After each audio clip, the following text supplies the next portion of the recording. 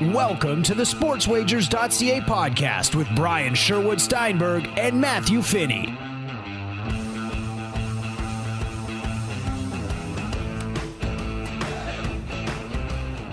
Welcome to the sportswagers.ca podcast. I'm the man behind the board, Matthew Finney. Of course, joined by Brian Sherwood Steinberg. Brian, it sounds like you're working hard back there already, clicking away. How you doing? I'm doing good, Matt. You know, I got an email that I thought was time appropriate, and I'm going to read it. So this came from the subject line was sports handicapping business clientele. This is what the email said. Hello, we run a handicapping office in Vegas, and these names/numbers are from several sources we obtain. Internet sports betting sites, inbound phone calls from daily free pick promotions, cheap $7 daily pick buys, etc. People who have purchased sports pick services recently and in the past. They range from $50 players to $20K players.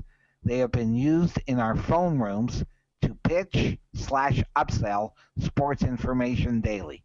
These are actual sports bettors who actively bet on NFL, NBA, MLB, NHL, college football, and basketball who pay for picks and inside information. We have about 10,000 names and numbers, all players, also targeted whales, and players who have purchased services within the last 180 days.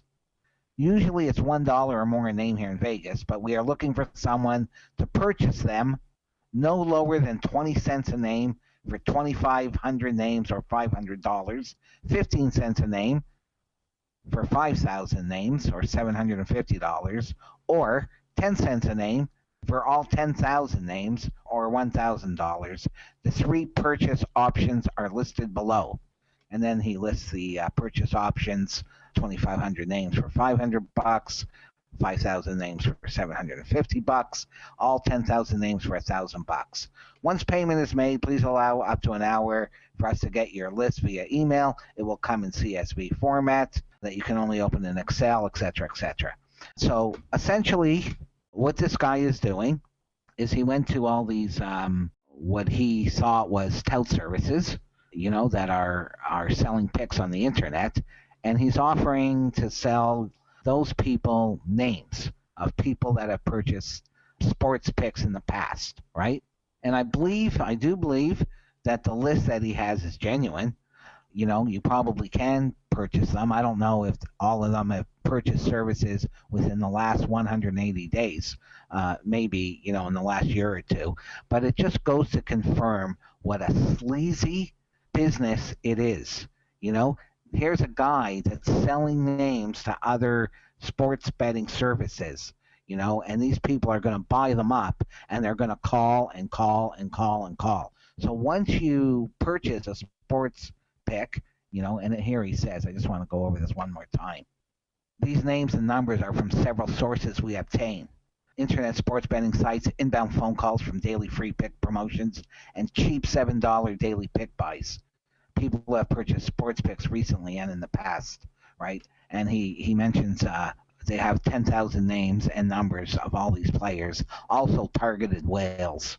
And what a whale is somebody that spends a lot or bets a lot of money. A whale, that's slang for, you know, someone who might be betting $5,000, $10,000, $15,000 a game. That's a targeted whale, and that's somebody that they can make a lot of money off of, right? A targeted whale, right? So these sports betting services, you know, all they have to do is get one or two whales a year, right? And they can, you know, they can make themselves a couple $100,000. You know, that's really the whole, you know, target. Like, you know, they're not looking for these $20, $30, $40, $50 players, right? They go after that one whale that they can just milk for everything that person has, and that one whale becomes the focus. Like, they don't even call anyone else. They just work on this whale forever. You know, so that's really the whole idea of these tout services, is to get those type of players. You know, but if they got a guy that's betting, you know, 100 or 200 or 300 a game, and they can get them for a few $100, they'd be happy to do that too.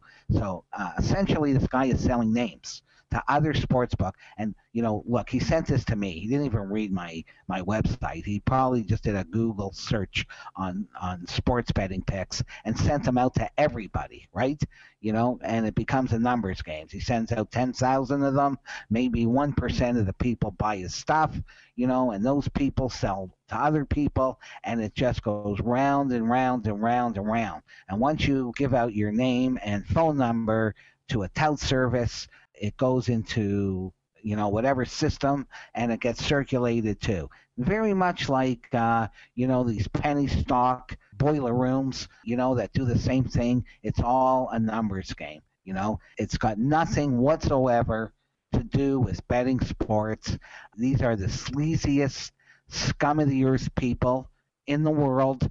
And I stress over and over and over again to never, ever buy picks, okay? Because not only can nobody predict the outcome of games, the inside information that they claim they have, the winning years and the winning percentages and the outrageous claims are all false. This is an unregulated industry, that should probably be way more regulated, but it's... if you ever get a chance, watch the movie Boiler Room. It's really good. It's not sports betting, but it's very similar in that they get these leads from people, and they're always looking for that one whale, and it's about penny stocks, and these guys that are upselling, a pipe dream, and that's essentially what this is too. So it's just another example. And this guy just sent me out, he probably sent out a few thousand random emails to whoever he could get. I don't know where he got this list, but doesn't matter. I mean, I could buy this list now and then try and sell it too, right? I could buy these 2,500 names for $500 and then turn around and try and sell them for $1,000, right? So it's really just a sleazy business. You'll notice he doesn't say anything at all about records, sports betting histories. It's just a big scam, a big, huge scam, and this is just more proof of that. So I'll say it again, never, ever pay for picks. Try and embrace our philosophies, our strategies, and our approach to betting sports, and you'll be much better off, Matt. Well, you definitely know what they think of you. Kind of just a big old hunk of meat or a big old chunk of cheddar, just a slice of the pie. That's all there is to it. Like I said, take a few bucks here or there. They'll put it in their pocket gladly, but you see guys all the time offer. I mean, we see the Twitter touts, all that kind of stuff. 50 spots only, $250 for the year. That's it. That's all I'm taking.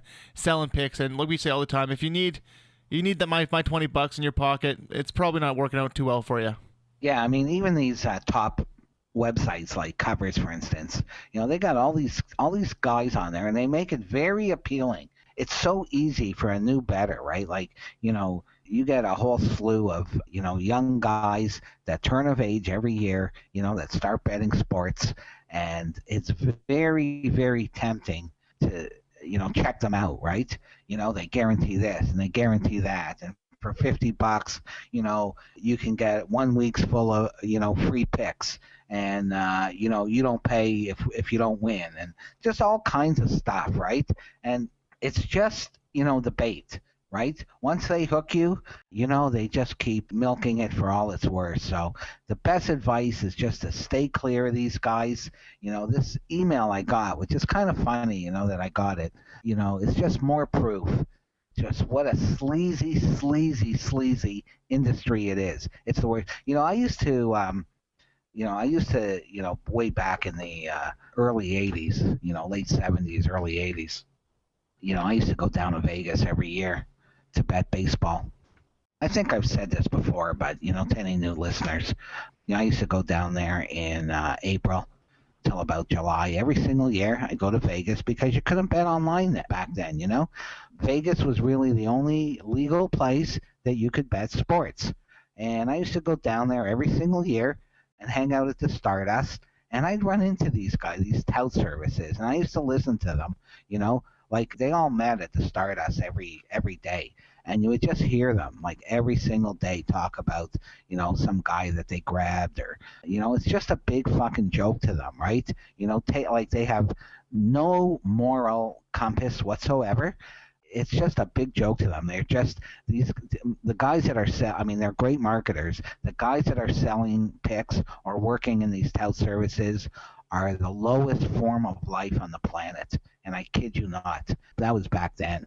I'm sure not much has changed. There's a few legit people, but if you're selling picks, you've got to be honest about it, and tell the truth. Listen, I could charge for picks and probably get paid. But if I did do that, which I never would, I would tell the truth, just like I'm saying now. I'm not guaranteeing anything. I would say the same thing. I'd preach the same thing, and I do the research. So that's what I would be selling. But these guys don't do that. They spend 5 minutes in the morning. They just pick any game. They probably pick it out of a hat. They probably ask their girlfriend, pick a team today. Okay, that's what we're selling, Or they'll all be in the office and they'll all say, okay, who do you want to go with today? San Fran? Okay, guys, let's do San Fran today. It's just a sleazy business. And they have no structure, no strategies, no nothing. They're just a bunch of sleazy boiler room type guys, that would trade their mother for a cigar. So stay clear of these guys. And, it's a couple weeks before, September, the football season, and there's going to be some heavy marketing going on from these tout services. This is the time of year they get rich. So really, don't be tempted and don't be enticed, and spread the word to never, ever buy sports picks. We've seen some behind-the-scenes shots, at some of these, boiler room sports books, and you're exactly right. They do just pick a game. We're selling Miami this week. We're selling Seattle this week. We're taking whatever it is. They pick a game, and then that's what they sell. It's just like anything else. We're getting the spiff on the Toshiba TVs this week down at Best Buy. Well, we're selling the Toshiba TVs this week. That's just the way it is. Yeah, and it's really a bad business, and they're the type of people you just don't want to get involved in, because once you do, you'll be sorry, and once they have your phone number, you'll be sorry too, because they'll hound you until you change your phone number or whatever. It's tougher nowadays. Back in the day, there was no what do you call caller ID, phone ID or whatever. What's it called, Matt? Caller ID? I think just caller ID. Yeah, caller ID or whatever. There was none of that back then, right? Your phone rang. You know who it was. You answer it, right? Your phone rang. You answered it. No, no one answers their phone now. Yeah, exactly. No one answers their door now. Someone rings on the door in the middle of the night, or not in the middle of the night, but even just in the middle of the afternoon. It's almost a shock, You're like, who the fuck's at the door? Like, what the fuck? I know, it's just crazy. Like, it's a different world now. No question about it. But one thing that hasn't changed is these tout services that continue to capitalize and take advantage of vulnerable people. It's not unlike stuff you see on the internet where lonely older women are targeted by guys, and they end up spending God knows how much money sending, the dream of love, and that's what they're selling, and they get scammed. And, sports bettors that are losing money, because people that are winning are not, enticed or tempted to pay for sports services. It's guys that are, getting whacked and maybe in a jam or whatever. They're looking for an out and they're vulnerable, and that's who they capitalize on. So again, it's just a really bad business and a really bad idea to get involved with these people. They're really, the lowest form of life on the planet, so we'll leave it at that. Just always stay clear and never be enticed by them. And we'll move on from there, Matt. Absolutely. You gave me the transition I was looking for to get out of that. You said it's a different world, and we talk about, it's a quiet week. It's the calm before the storm here. And had there not been, usually there's nothing really going on. We got the first week of college football coming up on Saturday. That's kind of exciting. But the big fight, obviously, McGregor, Mayweather, that's what everyone's talking about coming into this week. They planned this perfectly. It's completely overshadowed, the big actual legitimate boxing fight coming up between Triple G and Canelo. The odds on this fight, Brian, they opened with, Conor McGregor, 12, 14 to 1, something like that. I just looked before we fired up the podcast, and he's now down to plus 275. Floyd Mayweather to win. We don't lay 350 even if the fight's over. But Floyd Mayweather at minus 350 looks ridiculous to me, and we've kind of dug a little bit deeper, and we've actually found maybe some real value to the point in this fight where we're going to maybe step in and make a play. Yeah, so what Matt's referring to there is Mayweather 350 is ridiculous. He means that it's a low price, right? He's being sold short here. Laying 3.5 on Mayweather, Matt is suggesting it's probably the best bet you can make of the two, because we're both in agreement that Conor McGregor virtually has no chance in this fight. Not because he can't fight or not because he's not in shape or he's not ready or anything like that. Being a boxing guy and following Mayweather over the years, he's 41 years old, and I've probably seen most of his fights, and I've followed his career pretty closely. And forget everything else, just the fact that this guy is probably the biggest egomaniac in the world, that there's no way in hell he gets in the ring if he even has a 1% chance of losing. Right? So here we have a guy who's 49-0. That's his career record, 49-0. There's no way Floyd Mayweather is losing to a guy that's never boxed in his life, that's never been in a professional boxing fight in his entire life. There's no way in hell Floyd Mayweather is getting in the ring. No way in hell. He's getting in on his worst day. He's not getting in the ring with a guy that's got even a 1% chance of beating him. Now, I'm not saying the fight is fixed, although it may be. I don't know. They're both getting a bloody fortune. It'll probably be both of their last fights ever. Mayweather's going to go out 50-0, and Conor McGregor is going to, go out a really rich man. So there's a lot of hype. They probably planned it perfectly. It's no coincidence that the fight is at the end of August, just before the NFL season. There's nothing else going on. There's been a lot of promotion. And again, Floyd Mayweather is not going to lose to a guy who's 0-0 in his fighting career, in his boxing career. Floyd Mayweather is 49-0. Conor McGregor is 0-0 in their boxing career. Okay, so, as tempting as it may be to bet Conor McGregor, I'm telling you to save your money. Floyd Mayweather is not going to lose this fight. So save your money. There's only one way to bet this fight, and that probably would be, Mayweather's going to win the fight, but I'm not laying 3.5 to 1.